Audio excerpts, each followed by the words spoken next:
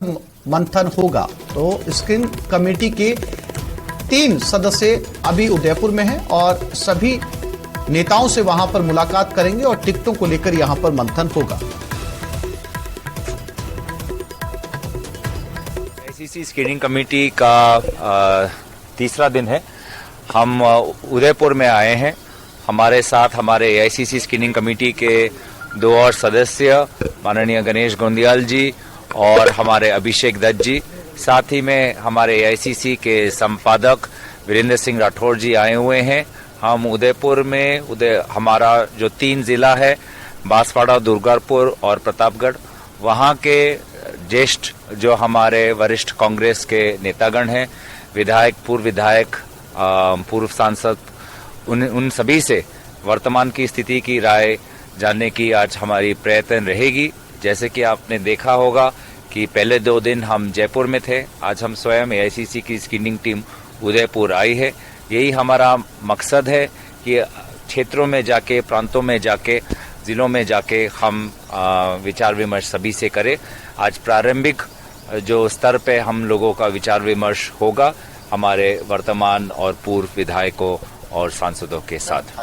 देखिए, जैसे कि कहा, प्रारंभिक स्तर पे ये बातचीत अब आज हो रही है कि वर्तमान में हमारा जो माहौल है, कैसा माहौल है आने वाले समय पे और किन चीज़ों पे, किन मुद्दों पे हमको और महत्व देना है। मैं बस सामूहिक रूप से इतना ही कह सकता हूं कि पहले 2 दिन भी हमने जयपुर में बहुत उत्साह और उल्लास हमने अपने कार्यकर्ताओं के बीच में देखा। साथ ही साथ हम जब लोगों के बीच जब भी गए हैं तो सभी ने कहा है कि इतिहास बनने वाला है और कांग्रेस पार्टी की सरकार दोबारा होने वाली है। देखो, स्क्रीनिंग कमेटी की बैठक हो रही है और चुनाव बहुत नजदीक है। हम तो कैसे चुनाव जीते हैं इसके ऊपर ज्यादा हम बात करेंगे और चुनाव जीतकर सरकार को हम रिपीट कर पाए। किस तरह का प्रत्याशी जो है, चयन का क्राइटेरिया क्या है स्क्रीनिंग कमेटी में? वो तो अभी हम देखेंगे क्या तय करते हैं, क्या नहीं तय करते हैं, लेकिन हमारा जीता हुआ उम्मीदवार होना चाहिए।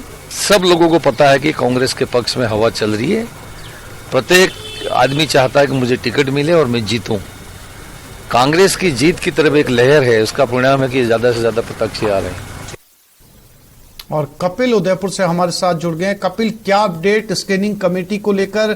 क्या नेताओं से मिलने का सिलसिला शुरू हो चुका है और क्या ये कमेटी उन कैंडिडेट से भी मिलेगी जो टिकटों की चाह रखते हैं? बिल्कुल, देखिए, बड़ा अपडेट देना चाहूंगा। बांसवाड़ा संभाग की बैठक शुरू हो चुकी है। गौरव गोगोई की अध्यक्षता में बांसवाड़ा संभाग की बैठक शुरू हो चुकी है और जिसमें डूंगरपुर, बांसवाड़ा और प्रतापगढ़ जिले शामिल हैं। इन तीनों जिलों के जो जनप्रतिनिधि हैं उनके साथ में गौरव गोगोई की बैठक जो है शुरू हुई है। हमारे साथ में इस समय बांसवाड़ा संभाग के वरिष्ठ कांग्रेसी नेता दिनेश खोडनिया है। खोडनिया जी, बैठक शुरू हो गई है, किस तरह की चर्चाएं होनी है इसमें? हमारे छानबीन समिति के अध्यक्ष जी और तीनों मेंबरान यहाँ पर पधारे हैं और उदयपुर संभाग के सारे वरिष्ठ नेताओं से वो चर्चा करेंगे कि अगले विधानसभा चुनाव में क्या हमारी रणनीति रहेगी, किस तरीके से हम चुनाव जीतें, उसके ऊपर सबसे चर्चा होगी।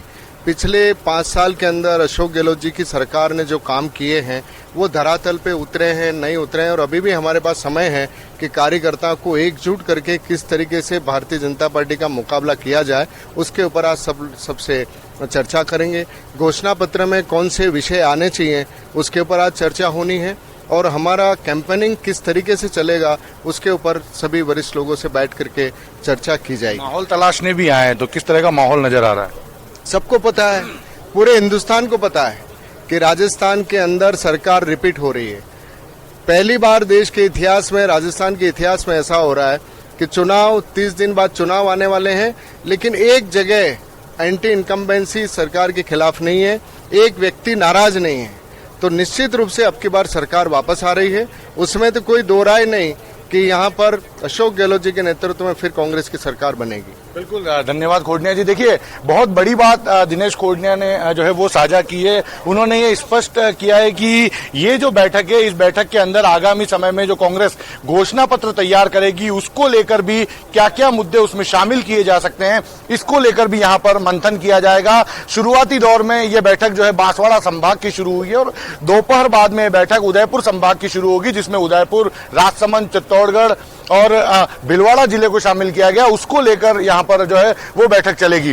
फिलहाल आप देखिए कि जैसा कि दिनेश खोडनिया ने बताया कि माहौल को तलाशने के लिए आए, और जब हमने कुछ देर पहले इस कमेटी जो ये कमेटी इसके अध्यक्ष गौरव गोगोई से भी बात की थी, उनका भी कहना था कि प्रारंभिक बैठक है ये स्क्रीनिंग कमेटी की। प्रारंभिक बैठक से तात्पर्य उनका था कि वो इस बैठक के मार्फत शुरुआती माहौल को तलाश रहे हैं, किस तरह का माहौल प्रदेश में बना हुआ है, अलग अलग संभागों में क्या क्या मुद्दे सामने आ रहे हैं, वहां के नेता क्या सोचते हैं, सरकार की योजनाओं के बारे में क्या सोचते हैं, इसको लेकर चर्चा की जाएगी। और यही वजह है कि आज पूरे दिन जो दो संभाग उदयपुर और बांसवाड़ा संभाग की बैठक होगी उसमें कुल 68 प्रतिनिधियों को निमंत्रण दिया गया है। इसमें MLA, MP, ex MLA, MP, हारे हुए प्रत्याशी और विधानसभा और लोकसभा के जो प्रभारी है कांग्रेस के, सिर्फ उन्हीं को बुलाया गया और उनसे उनके इलाकों के बारे में पूरी डिटेल में जो है वो जानकारियां जुटाई जाएगी कि उनके इलाके में कौन कौन से मुद्दे जो हैं वो इस समय चल रहे हैं। मैं तस्वीरें भी आपको दिखाऊंगा। हम इस समय होटल के बाहर मौजूद हैं। आप देखिए कि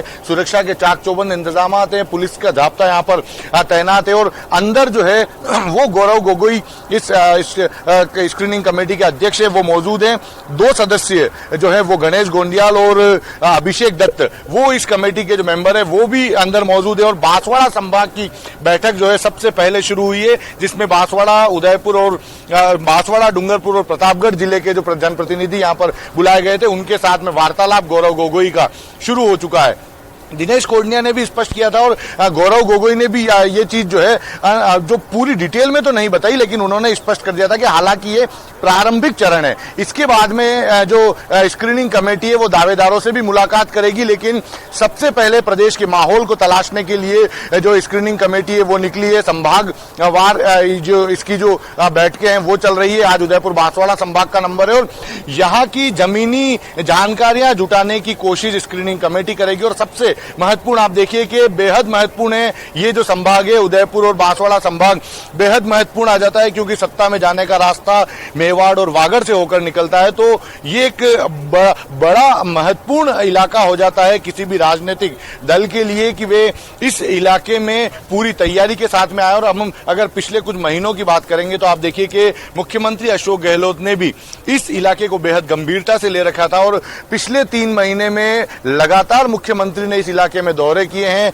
बड़े बड़े जो कार्यक्रम है उनमें शिरकत की और ये कोशिश की है कि यहां पर जो कांग्रेस है वो मेवाड़ अंचल को जीतने में सफल हो पाए, क्योंकि मेवाड़ और वागड़ जो है वो किसी भी राजनीतिक दल के लिए महत्वपूर्ण है। और जो कहावत कही जाती है कि सत्ता में जाने का जो रास्ता है वो इसी संभागों से होकर गुजरता है, क्योंकि बांसवाड़ा संभाग नया बन चुका है। तो कुल उदयपुर और बांसवाड़ा संभाग में मिलाकर 33 विधानसभा सीटें हो गई है। उन्हीं 33 विधानसभा सीटों की जमीनी हकीकत को स्क्रीनिंग कमेटी आज पूरे दिन भर में जांचेगी और सबसे पहले डूंगरपुर, बांसवाड़ा और प्रतापगढ़, जहां की कुल 11 विधानसभा सीटें हैं, वहां के बारे में जानकारियां जुटाना शुरू कर दिया है। और बांसवाड़ा संभाग की बैठक होने के बाद में दोपहर बाद 2 बजे से 5 बजे के बीच में उदयपुर संभाग की बैठक होगी और उदयपुर संभाग की इस बैठक के दौरान इसके अलावा देखने में ये भी आ रहा है कि जहां कमेटियां पहुंच रही हैं टिकटार्थियों से मिलने के लिए, वहां मौजूदा विधायकों का विरोध भी जो है वो सामने आ रहा है, क्योंकि दूसरे जो लोग हैं वो चाहते हैं कि उन्हें टिकट मिले। क्या इस तरीके का विरोध करने के लिए भी लोग यहां पर पहुंचे?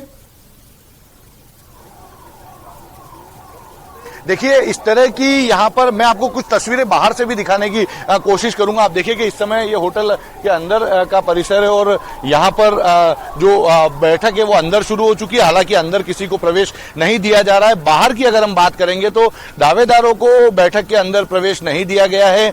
किसी भी तरह से दावेदार जो है बैठक के अंदर नहीं आएंगे। हालांकि ये जरूर बताया जा रहा है कि बैठक जो है वो ये जो बैठक प्रारंभिक चरण की है, इस बैठक के बाद में जब दूसरे चरण की जब बैठक होगी तो उसमें निश्चित तौर पर दावेदार जो है वो यहां पर पहुंच सकते हैं। देखिए राज्य मंत्री जगदीश राज श्रीमाली यहां पर पहुंचे हैं। जगदीश राज जी से बात करें। जगदीश राज जी, किस तरह की चर्चाएं होनी बैठक में?